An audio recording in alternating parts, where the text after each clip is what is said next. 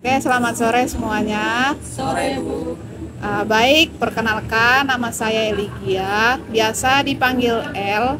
Saya bekerja di salah satu perusahaan, tepatnya di Sudirman. Jabatan saya adalah staf administrasi. A few moments later. Selamat sore, Bu El. Ya, selamat sore. Perkenalkan, nama saya Ivan Jaya Putra Gule. Saya dari kelompok 6. Ingin bertanya, Bu El, Ya, bagaimana perusahaan menampung ide karyawan? perusahaan menampung ide karyawan. Perusahaan ini bisa menampung ide karyawan dengan beberapa cara. Nah, yang pertama itu adalah memberikan kotak saran. Artinya, kotak saran ini artinya tempat karyawan bisa mengadukan ide, baik secara anonim atau tidak. Nah, yang kedua itu pertemuan reguler, di mana mengadakan pertemuan rutin untuk berbagi ide. Yang ketiga itu platform online, yaitu menggunakan platform online untuk mengajukan dan mendiskusikan ide. Contohnya itu seperti menggunakan platform seperti Slack atau brainstorming, kotak saran dan di kantor, atau sesi ide bulanan. Jadi kita memberikan memberikan sebuah pengumuman untuk karyawan bisa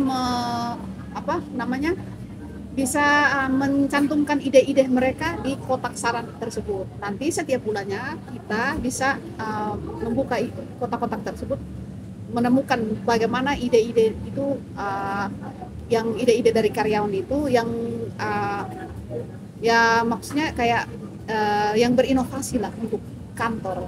Nah, semua kebutuhan itu bertujuan untuk kemajuan kantor sendiri. Terima kasih. Selamat sore, Bu El. Ya, Perkenalkan, sore. nama saya Muhammad Aulid Dianto. Saya dari kelompok 6. Ingin bertanya, apa tantangan utama dalam pelatihan kreatif? Tantangan utama dalam pelatihan kreatif itu meliputi satu, resistensi perubahan, di mana karyawan mungkin enggan mencoba hal baru. Itu salah satu tantangan. Yang kedua itu sumber daya yang terbatas. Sumber daya terbatas ini pelatihan kreatif sering memerlukan lebih banyak waktu, seperti uang dan material. Nah, yang ketiga itu mengukur hasil, di mana sulit mengukur keberhasilan pelatihan kreatif karena hasilnya tidak langsung terlihat kan. Contohnya itu seperti menggunakan pemain peran, simulasi atau kegiatan tim yang membutuhkan keterlibatan aktif. Itu saja sih. Cukup. Terima kasih. Baik, Bu El, perkenalkan nama saya Rizky Dahuli. Saya dari kelompok 6. Izin bertanya di bagian 2. Jenis pelatihan apa yang paling efektif? Jenis pelatihan yang paling efektif ya. Jenis pelatihan itu ada beberapa yang sering berhasil, meliputi yang pertama pelatihan di tempat kerja. Karyawan belajar dengan langsung melakukan pekerjaan mereka. Yang kedua itu pelatihan keterampilan teknis, di mana fokus pada keterampilan spesifik yang dibutuhkan, seperti penggunaan perangkat lunak. Yang berikut itu pelatihan kepemimpinan, di mana untuk mengembangkan kemampuan memimpin tim. Contohnya itu seperti program magang dengan mentor, terus pelatihan menggunakan software baru, atau workshop kepemimpinan. Baik, terima kasih, Bu El. Selamat sore, Bu. Ya, Perkenalkan, saya Andika Mulyana dari kelompok 6. Izin bertanya untuk bagaimana penghargaan memotivasi karyawan.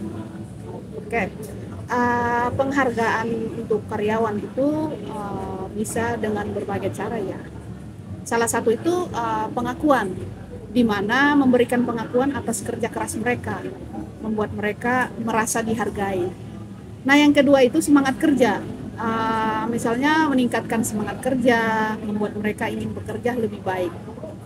Yang ketiga itu loyalitas. Nah, loyalitas ini karyawan bisa merasa dihargai, bisa lebih setia kepada perusahaan.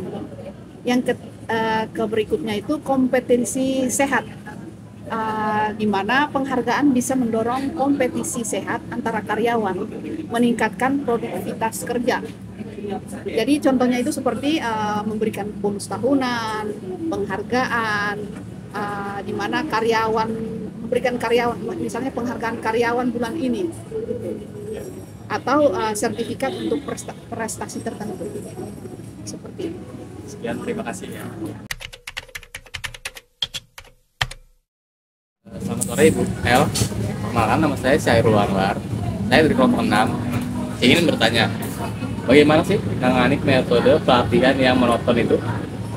Oke, untuk mengatasi pelatihan yang monoton itu, perusahaan bisa beberapa hal.